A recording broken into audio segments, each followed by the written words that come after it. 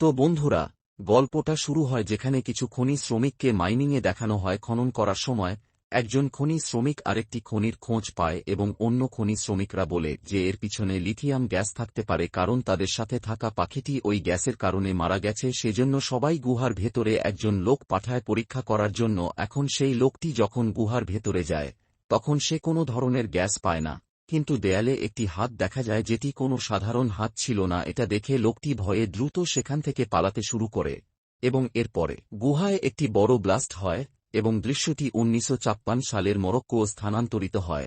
এখানে আমরা আমির এবং তার বন্ধুকে দেখি যারা একজন ব্যক্তির সাথে দেখা করতে যায়। আসলে তাদের ফ্রান্সের একটি খনি কোম্পানিতে কাজের জন্য পাঠানোর কথা ছিল, কিন্তু যখন তারা সেখানে পৌঁছালো তখন তারা দেখতে পেল যে সেখানে ইতিমধ্যেই অনেক লোক দাঁড়িয়ে আছে। এরপর ওই লোকটা সব ক্যান্ডিডেটের একে একে টেস্ট নেয়, যারা সিলেক্ট হয় না তাদের ওপর রেড স্ট্যাম্প আর যারা সিলেক্ট হয় তাদের ওপর গ্রিন স্ট্যাম্প লাগিয়ে দেয়। এখানে আমিরের ওপর ও রেড স্ট্যাম্প পড়ে, কিন্তু তার কাজের খুব প্রয়োজন ছিল তাই সে নিজেই গ্রিন স্ট্যাম্প লাগিয়ে নেয়। এটা দেখে লোকটি খুশি হয় ও তাকে সিলেক্ট করে এরপর সবাইকে একটা বাসে ভরে ফ্রান্সের এক মাইনিং কোম্পানিতে নিয়ে যাওয়া হয়, যেখানে ইতিমধ্যে ব্যর্থিয়ার নামক প্রফেসর কোম্পানির মালিক ফোসিয়াসের সঙ্গে দেখা করে ও বলে সে ডেভিলস আইল্যান্ডে যেতে চাই। প্রথমে ফোসিয়াস না করে পরে তার জেদ ও কিছু টাকা দেওয়াতে ফোসিয়াস রাজি হয়। এরপর হঠাৎ সাইরেন বেজে ওঠে, এক ব্যক্তিকে মাইনিং থেকে আহত অবস্থায় বের করা হয়। সে বলে যদি রোল্যান্ড নামক লোকটা না থাকত তাহলে লোকটি বাঁচত না।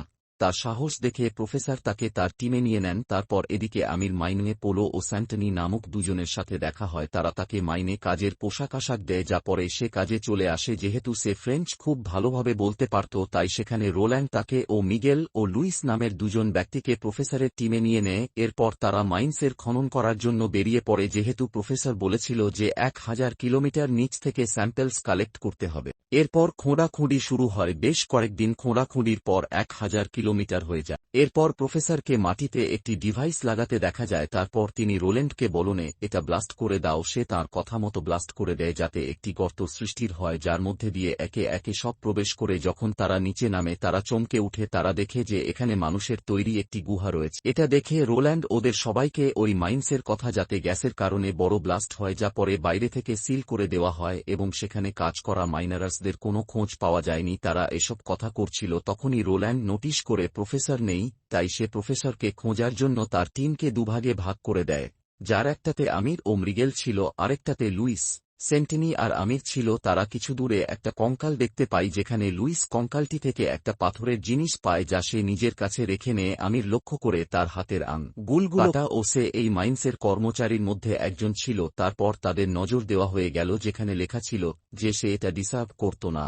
এবং সে একদিন অবশ্যই এই অন্ধকার থেকে বেরোবে। এরপর তারা প্রফেসরের খোঁজ পেয়ে যায় ও তিনি তাদের বলেন যে এই জায়গাটা অনেক পুরনো সিভিলাইজেশন দ্বারা বানানো হয়েছিল এবং তিনি রোল্যান্ডকে একটা হোল করতে বলেন। তারা সেই পথ দিয়ে যায় ও সেখানে দেয়ালে তারা আবারও কিছু লেখনি দেখা পাই। তারপর তাদের সামনে একটি কফিন আসে যা দেখে প্রফেসর বলেন এর ভেতর একটি ক্রিয়েচার রয়েছে এবং তার বেশ কয়েকটি ছবি তুলতে থাকেন। এর মধ্যেই হঠাৎ তাদের উপর পাথর বর্ষণ হয় ও লুইস এর একটা পা ভেঙে যায় আর বাইরে যাওয়ার রাস্তাও বন্ধ হয়ে যায়। এটা দেখে রোল্যান্ড বলে এত বড় দুর্ঘটনা হয়েছে, বাইরে থেকে কেউ নিশ্চয়ই কিছু শুনেছে। এতে পোলো বলে যে তারা যখন মাইন্সের ভেতরে প্রবেশ করেছিল তখন ওই সব ওয়ার্কাররা বাইরে চলে গিয়েছিল।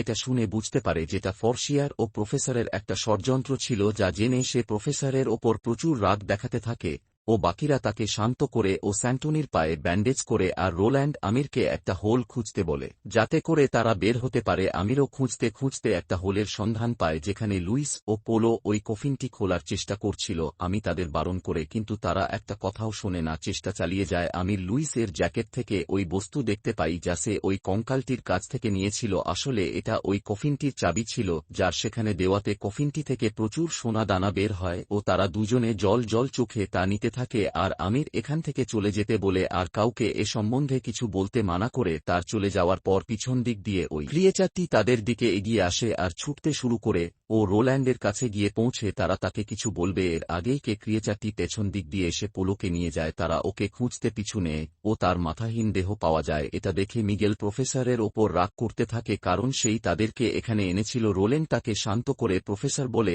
যে 10 লাখ বছরের পুরনো লোকেরা এ মাইন বানিয়েছিল, তারা তাকে শান্ত রাখার জন্য বলি দিত। তারা যতক্ষণ তাকে বলি দিত সে বের হতো না, হয়তো তাদের বলি দেওয়ার লোক কম হয়ে যাওয়া তারা এটি বন্ধ করে দেয়। তারা এইসব কথা বলছিল, তখনই লুইসের স্যান্টনির কথা মনে পড়ে। তারা খুঁজতে বের হয় ও দেখতে পায় ওই ক্রিয়েচারটি স্যান্টনির পেট চিরে তাকে মেরে ফেলে, যা দেখে সকলে খুব ভয় পেয়ে যায় ও এখান থেকে বেরোনোর প্ল্যান তৈরি করতে থাকে। যাতে আমির বলে আগে লোকেরা যখন এখানে আসতো তারা বেরোনোর জন্য নিশ্চয়ই কোন রাস্তা তৈরি করে রেখেছে। তখনই প্রফেসরের নজর ও দেওয়ালে থাকা ওই লেখাগুলোর উপরে তারা সকলেই সেই নির্দেশাবলী অনুসরণ করে এবং এমন একটি জায়গায় পৌঁছায় যেখানে অনেক খাঁচা ছিল। এটা দেখে প্রফেসর বললেন যে এটি একটি বলিদানের সরঞ্জাম ছিল।